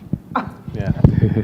And even to build upon that point, the appraisal issue is extremely important, but we also need to recognize that as we've seen some of our providers, their budgets being reduced or cut, home buyer education is still very important. We still need that, and we're seeing that in many respects, it's not getting the value that it deserves. So we're trying to find ways to continue to provide partnerships to make that happen, to build that out in our communities, because we need prepared owners in this space. The other portion I did want to make note of is that as we talk about maybe down the road or future things that we're looking at, we're spending time with Village Capital and enterprise partners in really looking at strategies on how we can rebuild, rehab, and restore housing in our communities. It's not necessarily all about new construction. Sometimes it's just sustaining the existing housing stock, and that can be a challenge in working through those pieces. But together, I think there's some clear path that we can create to help make that a strength for our community here in Cleveland. Then as well, I think as we look at things down the road as future opportunities, I mentioned earlier on the workforce development piece. That continues to be a very important strategy around us. We're building out some things in 2019. We've got a whole suite that comes under our Next Job program that is specifically tailored to create stronger skills for those who need to build resumes, need to figure out how to have their 2-minute discussion with an employer. We just think that's a natural part of what it takes to create community development efforts in the marketplace. And then as well, we're not really satisfied with just where we are. We are looking for a different and additional ways. So one of the things that we're doing, we're looking at we've got 5 different target markets across our footprint, and Cleveland is one of those target markets where we're doing affirmative marketing. So we're reaching out to like the Call and Post and really putting together strategies that are specifically designed to talk to and speak to our underserved markets so that they can see and understand what the vision is and then how they can participate in whatever their dream may be, whether it's home ownership, small business, but those types of things are very important as you think about expanding and broadening your network and really speaking to people where they are and helping them to understand that you are in a position to provide the products and services available to them. I need to be better prepared like Don with my microphone. So I think one of the things that Huntington did with our very first Community Advisory Council meeting is we sat down and we reviewed all of our products and programs with them in detail, including what the requirements were for each of them. And we found places where we had room for improvement. And some of those we've made some initial changes on, but there's still some other things that we want to do better. So I think we'll probably spend a lot of the next couple years really focusing on, with feedback from our council and the local community, the things that we can do better. And one of the things that we did was the product with SBA, so the 85% guarantee. That's a product SBA has had, but not many people offer it. And really, in talking with our council, that was something that we still needed a deeper way to reach those smaller businesses. And that was one of the steps that we moved forward with. And it was really with the guidance of our council and explaining to us how much it was needed within their communities. So I think we'll probably just continue to move forward with those conversations with our council, constantly revisiting our product set and ensuring that it's still meeting the needs of our communities. Thank you so much. Do we have time for any questions? We do? Sure. No, let me try this. I just want to clarify a couple things. So the goals that each of you talked about, I should probably know this, but I'm apologizing that I don't. I'm assuming those are multi-state. They're for the entire market. So it's not just Cleveland, it's just not Cuyahoga. It could be 5 states. And when you listed the percent of meeting your goals, that's over that broad area. Is that correct? Not on mine. On mine, I was referring to our specific Northeast Ohio goals or Cleveland. So how many counties would that be? Well, but it's more than one. Yeah. Okay, so, Yes, more than which one. gets back to Barbara's very important question, that we understand that the agreements are often multi-state and multi-county, but it is reasonable for those of us in Cuyahoga County and Cleveland to ask, so, as you said, well, how's that going to affect me here? Which is why I know that the research I did isn't a perfect match to what you might be looking for. But I'm willing to try to do that. But how would I get specific information so that I can try to take the research I have and see to what extent are the goals impacting us right here? I mean, and maybe we do this offline and talk about it, but I mean, are you willing to help me do that, I guess, is the question? So are you looking at specifically Cleveland proper, or are you looking Sure. at Cleveland MSA? Well, no, not the MSA. Let's say Cuyahoga County, and within Cuyahoga County, certainly those parts of the Cuyahoga County that would be considered LMI areas, and east side of Cleveland is the most prominent example of that, but the east inner suburbs would be the next, another one. So it's just how do we, my goal would be to my goal for the people in this room and the people who are my colleagues in Cleveland and Cuyahoga would be to say, how do we interpret what you've done and see what part of it is actually being met right here? That's what, and I admit that maybe what I've done so far isn't a perfect match for that. But I'm willing to try to do that, but I would probably need maybe your help and maybe Jesse's help in doing that. Are you guys all willing to help me do that? I mean, let me ask this audience, would you like to see that? Is that clear? Okay, well, there's an answer. We already provide that You do? data, yes, and we provide, in fact, I'd have that, the data for Ohio today, except that our Regional Advisory Council is meeting literally right now, and as I said, we give them the information. Sally is a member of the Regional Advisory Council, so I'm sorry that... Sally's got it, we'll blame her for not sharing it? Well, no, she's not, she's here because she was getting an award. Okay. Rather than being Oh, being at another the meeting. Sally. That's Sally. All right, but is it for Ohio, or can it be taken down to Cleveland, east side of Cleveland? We will break it, I have to go back to my data team, and we will break it down as best we can. Obviously, the fit is not exact, but Okay. I mean, this information does come out in our reported, For the techie, geeky person, aren't you? yeah, it comes out in our HMDA data as well, so it's out there. I will follow up with each of you, and I appreciate fair. your... That's fair. I do have one last quick thing, and that it was right before the lunch, I'm embarrassed that I can't remember her name, Third Federal, you're still here? Jennifer. So Jennifer came out to me and said something that I had not heard before. She said that Third Federal compensates its loan officers, does not compensate them on the size of the loan, which is not. pretty unusual. We're not allowed to. No, Wait, Dodd-Frank put a stop to that. that's right. so how So is we it are that Third Federal can do it? They don't. Yeah. Yeah. So a $40,000 loan is the same to them, they'll work on it the same as a $300,000. That's And correct. can you guys do that? Or, Dodd-Frank forced us to do that. so your loan officers don't get more compensation for doing a $300,000 loan?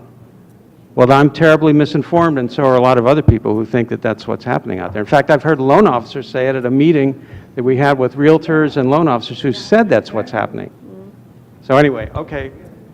And just for clarity's sake on the point that you were making earlier about the deposit issue, I'll just say, our FDIC data, if you check it, we have $10 billion worth of deposits, and this is where the plain dealer doesn't, they may be good at other things, but on this one issue, they don't really know what they're talking about. We have $10 billion or $11 billion of corporate bank deposits in our Public Square branch.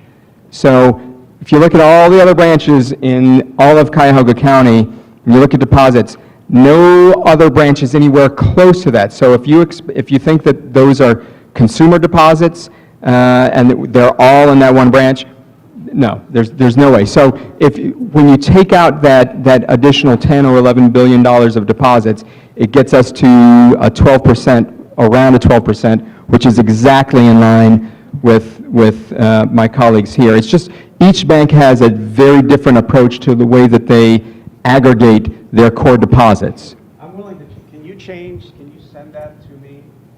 Yeah, sure. Okay. And I thank you for that clarification. We have a question out there. I heard somebody holler, question. Yes.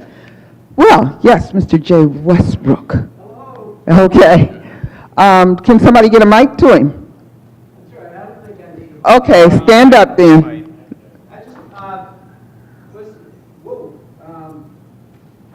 First of all, I want to make two quick comments. One is that some of you were here on this topic last year, and I appreciate that. And you hear Stacy saying that even though you didn't use these terms, that you look at them as partners. I'm going to just say, as a former public official and somebody still involved in the community, I hope this partnership sustains itself and continues, and I hope this degree of access is available as well. So that's an editorial comment. I think it does, Jesse, to your points earlier about the values of the CRA.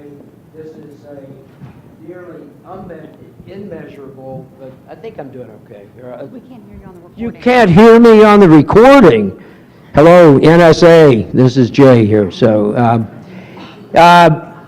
anyway, that kind of capacity building at a bank, a huge institutional level, hopefully will offer some lifeline to communities that may show up at the door, deposit their funds, and try to, go to the ATM and make some withdrawals, but don't have this kind of dialogue with huge institutions. So I just want to, whatever we can do to help foster that, and I sense a sense of collegiality here among the three of you. I just think that's incredibly important. To Barbara's last question, which is what happens going forward. So it's not a dollars and cents thing alone. It's a access, accountability, resource issue. That was a comment. So let me get all. The second comment is redlining is alive and well, just like a toxic brownfield. Its imprint is long-lasting, and it's. We've often talked about the east side of Cleveland as the toxic crescent, so to speak, from north Glenville down to Lee Harvard and Union Miles. Articles written in the 40s talked openly about redlining these communities. It was the hottest communities for predatory lending in the 90s and in the 2000s. And today, it is the residual of the housing crisis. And guess what? I mean, I think too often we tend to think that the victims of the housing crisis have disappeared, that they were victims of bank foreclosures, they've moved on, they've found other things, that we're doing a great job, and Donnay, I was the one that led the clapping when you talked about hardest hit funds, because without that degree of federal help, removing that horrendous, toxic waste of abandoned structures is one step toward at least stabilization, if not, certainly not recovery yet. But that's all in that footprint, and what's remaining in that footprint is about half of the residents who are paying their taxes, paying a mortgage if they still have one, painting their houses, mowing their yards, caring for their neighborhood. And if banks are going to say that a house has to be at $50,000 of value or more before we lend, we've just entered into another phase of writing off that community, because a person who needs to replace their porch, or roof, make, a substantial investment in their property, need an improvement loan. If we're going to expect to have the rebirth of a market, not a huge mansion-driven market, but people buying homes, we need mortgage credit. So the value of a home is artificially established now because of the foreclosure crisis. The banks were too big to fail. I guess this was their failure. It was the people that have been left behind. So I hope that, and that's my question, so I apologize for taking too long, but Frank has identified this in the Housing Trends Report, and I just want to put my thumb on it heavily and ask for your reactions to the thousands of people that have a vacant lot next door or hoping the abandoned house across the street still comes down, but they're out there today mowing their yards and paying their taxes, and we owe it to them to make every effort through every institution, politically and financially, to help them have a stable, safe, and high quality of life. Okay, do you hold on think? one moment. We're going to have, thank you, first of all, Jay, for that question. We're going to have can just one of you answer that, because I also want to get the question from Phil Starr. Oh, my. Oh, well, we got quite a few questions, okay? We'll take the questions. Go ahead. So I didn't reiterate what my friends had reiterated here is the appraisal gap, and I actually have my appraisal gap map up here of Cleveland. This is an analysis that we do at the bank, and I know that Mr. Ford hasn't completed his analysis yet, but once you start to look at the reason for declines, you will quickly see that it is based on collateral. And 90% of the time you can infer from a collateral decline that means that there wasn't enough appraised value to make the loan that was requested, right? So one of the things that I know we're focused on, and I know all of you are focused on, is how do we address that appraisal gap? And so some of the interim fixes we have done are the unsecured home improvement loans, which with new HMDA you will no longer be able to track publicly. They're not reported any longer.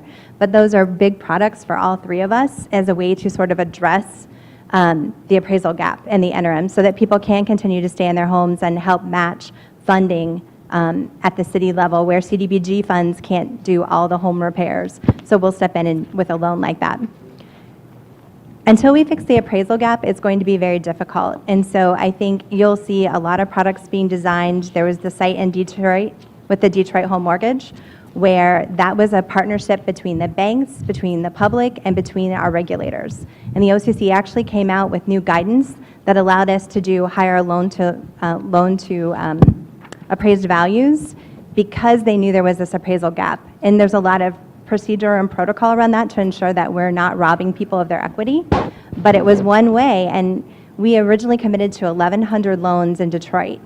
And we have only completed about 200 to 300 of those, and it has already changed the dynamic of Detroit. And so we'd really like to see how we export what we learned there to other markets. So I'd be happy to talk about that further with anyone afterwards.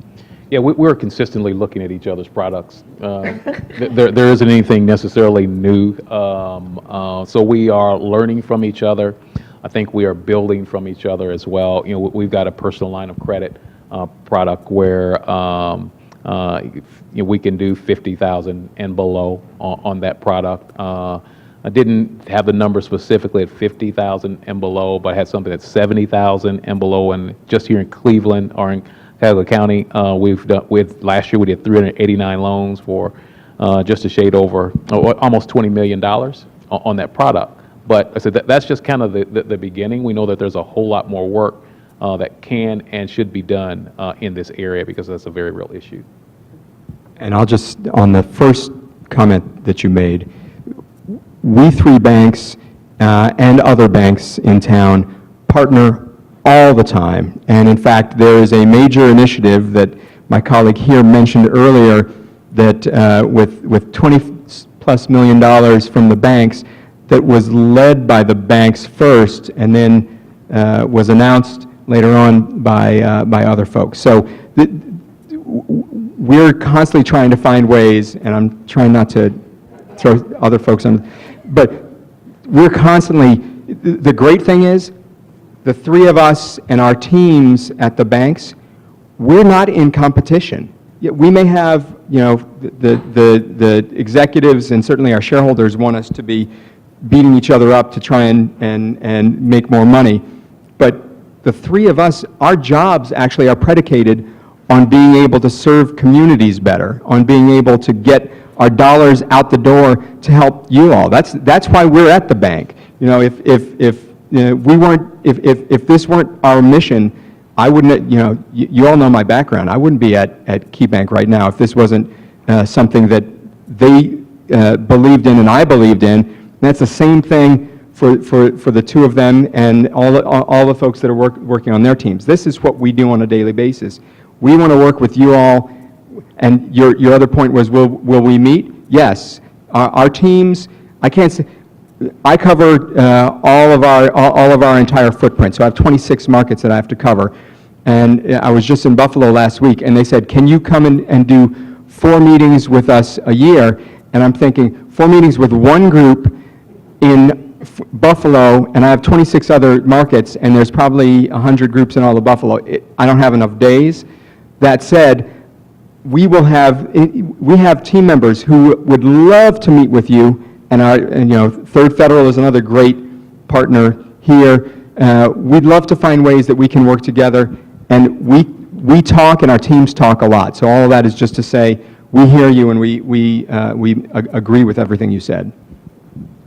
Barbara, before I run and catch a flight, I just want to make one comment. So these 3 banks really stuck their necks out in terms of signing and creating these agreements. I don't want to lose sight of the big picture. The one slide that Frank showed that actually gives you a trend over time, that actually shows you the impact of the CBA, 16 to 17, you see every trend line going up.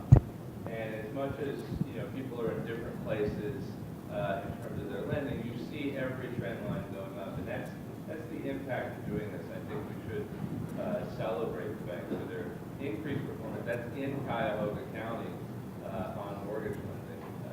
And I don't want us to lose sight of that. That this has had an impact. It is meaningful. That's a risk that these banks took. We definitely are not going to lose sight of it. Okay. Thank you, though, Jess. So just a very quick follow-up to Jay's question. As you've probably heard, there's a lot of frustration about low low-value mortgages not being funded, about home improvement. So I think it's helpful for us as a community to better understand, other than appraisal gap, what are the other challenges that we need to understand from your perspective that the community has to work on with you to do that. And then the second question is, I really like the idea when you start talking about being holistic. Just one example, for example, is that I assume in your footprint you have a lot of housing that was built before 1978. All of that probably has lead paint. What role do you see as banks when somebody comes in to get a mortgage in which you could use that time to educate them as to the property or to suggest to them that there are agencies available to do counseling for them, but particularly around, some paper, there's really good educational information.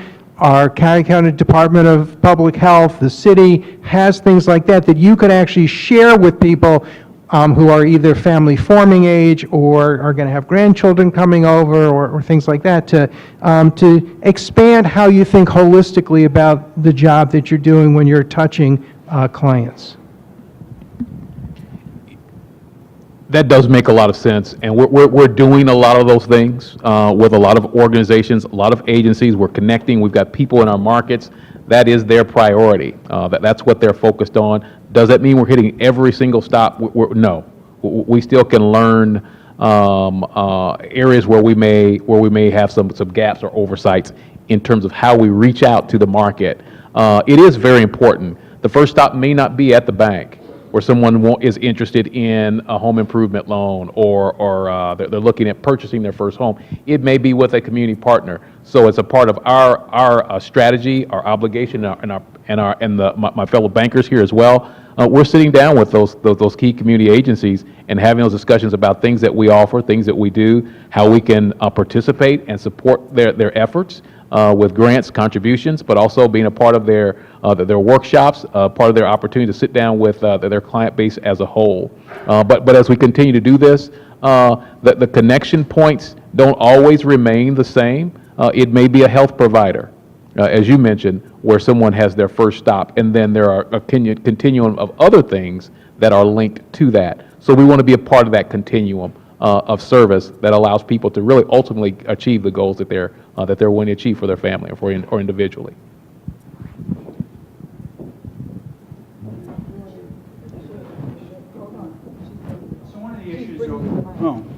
One of the issues over the years has been branches. And we know that when you consolidate like Huntington and First Merit, there are going to be branch closures. One that kind of hit home in where I live, Cleveland Heights, was the branch closure up at Severance Center, which is not exactly what we call boomtown. And closing the branch up there certainly hurts. It had $55 million worth of deposits. Closed the branch in East Cleveland. It had $20 million in deposits. So there's a lot of low and moderate income people, a lot of African Americans. I know the branches are going to get consolidated. I was just wondering, one of my impressions is of a branch is the manager knows the customers more than they know an algorithm. They know who comes in, they know the merchants, they know the folks in the neighborhood, they know what's going on there. I mean, the damage that does to a community is long term. And no matter what the new products are, no matter what's going on, I read there was a branch that closed in Albany, 40 miles away from Albany. It was the First Niagara branch. I mean, they're all over the footprint. And maybe that's just a reality of banking. But I'd like to have you guys answer, what is the antidote to closing those for low and moderate income people? They're the ones who go into those branches and get help. So I'm glad you raised that point. There are a whole bunch of issues that go into branch closures, that process. Part of it is certainly branch performance. Part of it is where what the plans are in the locality.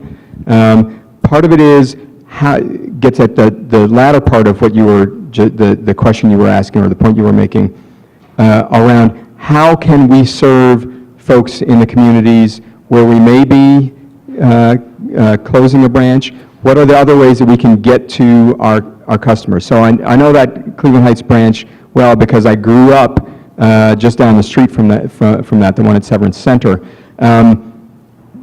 Cleveland Heights that's one where the traffic just wasn't enough to support the branch. So part of what we're trying to figure out across our system is if branch service is changing, and we know that it is because you look at the number of branchless financial institutions that are coming into the marketplace and the number of institutions that are offering products that don't have a retail footprint at all.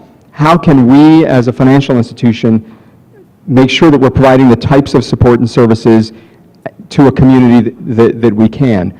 Part of that is through a digital approach.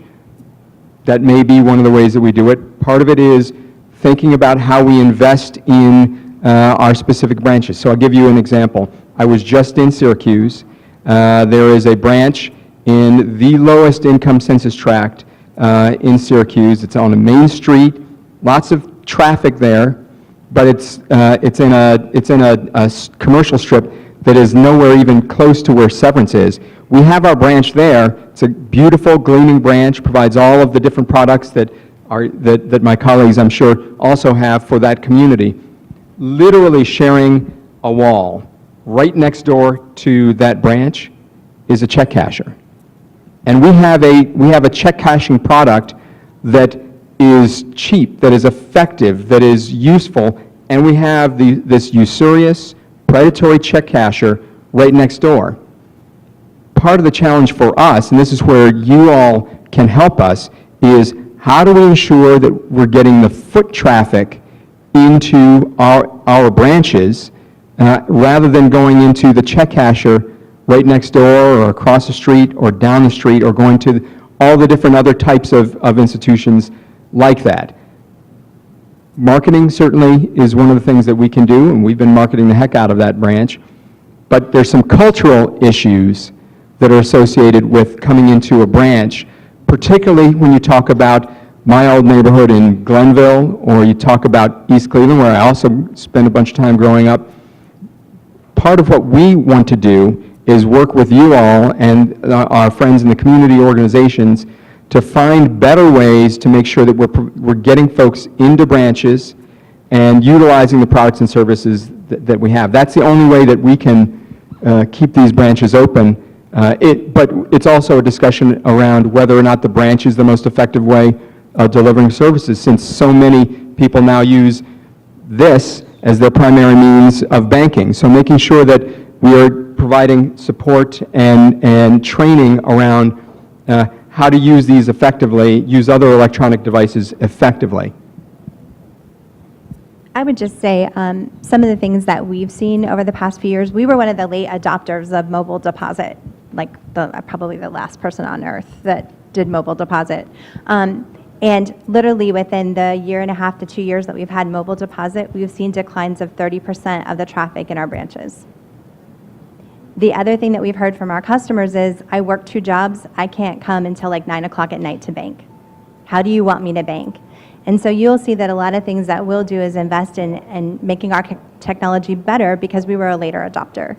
And that's the struggle that we struggle with. It's really talking to our customers and hearing, I can't do my business loan application at 4 o'clock in the afternoon or at 7 o'clock in the afternoon. I need to do it at 11 o'clock when my kids are in bed.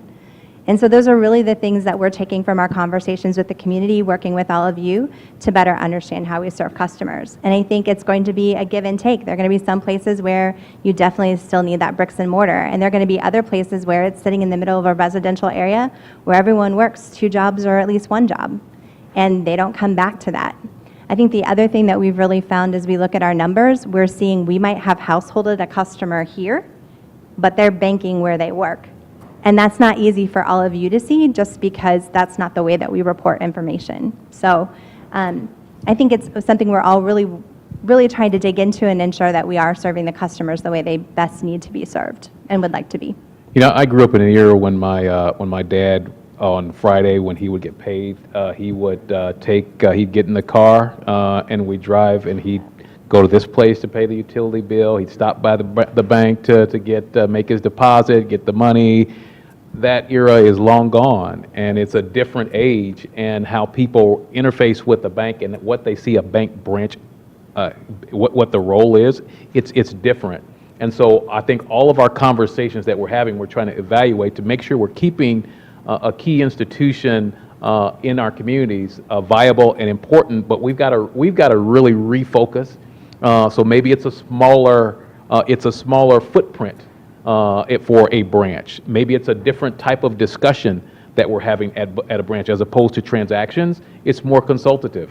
Maybe it's more looking at specific options that a person can evaluate, but still, as a trusted advisor, being able to feel like that they have an interaction with someone who understands their situation financially. So all of these decisions that go into deciding where and what branch is going to be open, which one is going to be consolidated, it does not go as a very casual discussion. There's some very involved discussions, especially when you talk about an LMI branch that has been there for years and that we know, and we visited and we understand that Mary is going to be at this particular teller stand when we go there. Well, that has changed significantly, but we still want to be a viable part of the community. But how do we do that? How do we connect? I think the points that were made are very viable and very important as we look at the whole branching strategy.